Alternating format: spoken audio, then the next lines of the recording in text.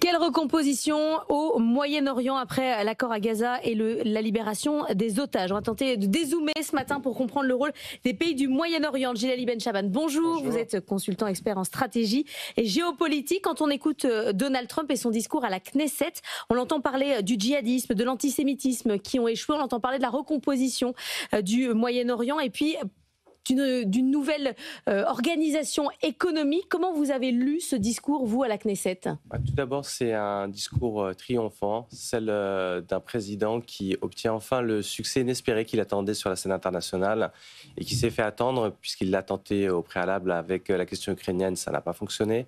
D'essayer de rétablir un canal de communication et d'aboutir à un accord sur le nucléaire avec l'Iran, là encore, ça avait bugué. Et là, finalement, c'est ce triomphe avec cette trêve qui était inattendue, inespérée, dont les grandes puissances, y compris l'Europe, se sont impliquées mais n'ont pas obtenu.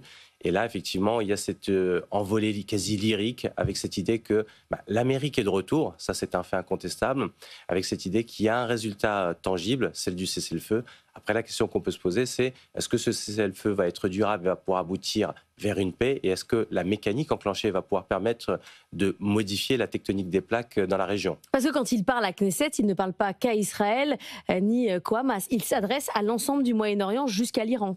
Clairement, parce qu'on a assisté à un discours où on a évoqué le terme d'aube nouvelle, avec cette idée que désormais il y avait une espérance, une opportunité pour que la paix s'installe, mais qu'elle ait aussi des bénéfices sur le plan économique, qu'elle stabilise diplomatiquement. Lors du discours à la Knesset, le président Trump a envoyé des messages subliminaux assez clairs à l'Iran en précisant que les États-Unis étaient prêts à aller vers une paix. Donc on est vers une vision qui est ambitieuse et j'ai envie de dire que cet accord, cette trêve, c'est une première étape, ce n'est pas forcément en soi un aboutissement. Il y a d'autres espérances ou d'autres attentes du côté États-Unis.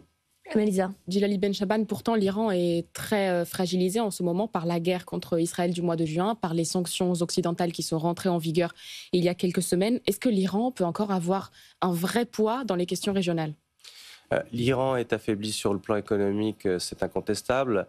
Elle a subi, je dirais, une sorte de blocage parce que certains de ses proxys aujourd'hui sont clairement en situation de régénération et plus en capacité d'agir. Néanmoins, l'Iran reste un pays important dans la région et ça reste un pays qui compte, d'où le fait qu'on ait eu ce message des États-Unis et cette volonté de raccrocher à un moment ou à un autre le wagon iranien à la stabilité du Moyen-Orient. Quand on parle de recomposition économique, qu'est-ce qu'on attend globalement du côté du Qatar, du côté de l'Arabie Saoudite ?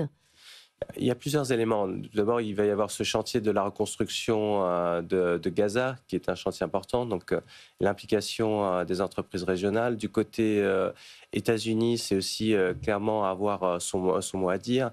Et il y a une vision aussi peut-être plus large et ambitieuse, avec certainement l'idée d'accord d'Abraham étendu, qui permettrait justement de créer plus de synergie sur le plan politique, diplomatique, mais aussi économique, car les États-Unis sous Trump, ce sont des deals qui ont quand même une portée économique avec l'idée de consolider la position américaine qui avait connu sous l'ère Biden une forme d'affaiblissement.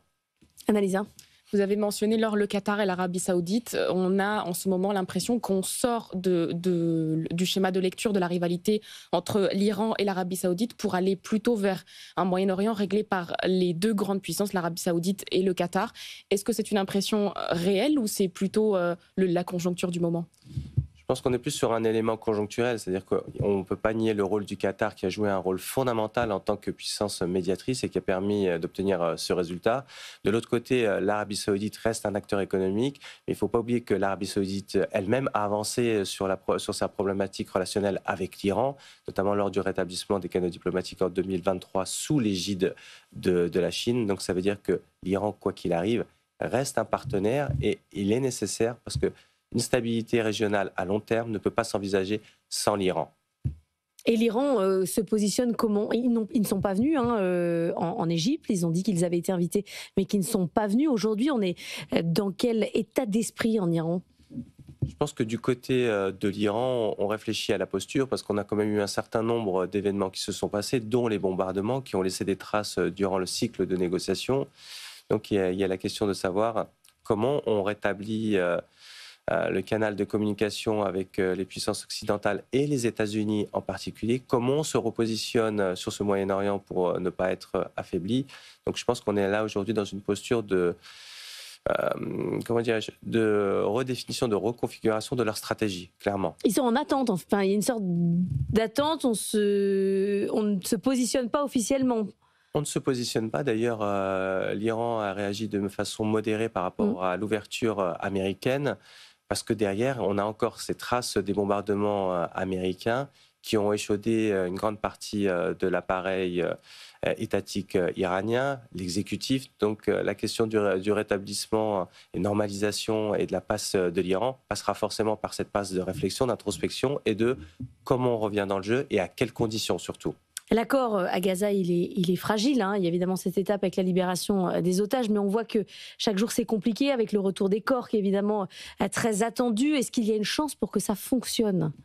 On aimerait qu'il y ait une chance pour que ça fonctionne, mais là encore, il y a la première dimension qui était la dimension, je dirais, la plus évidente et symbolique. C'est la restitution des otages, des corps, et de l'autre côté, la libération des prisonniers palestiniens. Ensuite, on va commencer à entrer dans le dur, c'est-à-dire toucher les questions techniques. Les questions techniques, c'est-à-dire le retrait progressif de l'armée israélienne, la problématique du désarmement du Hamas, ce qui est loin d'être acté, l'effacement sur le champ politique. Donc, ce sont des sujets qui sont importants. Pour le moment, ils ne sont pas encore mis en avant, mais dès qu'on va rentrer sur ce sujet-là, ça risque d'être très compliqué. Merci beaucoup, Djellali Ben Chaban, d'être venu ce matin dans la matinale de l'économie.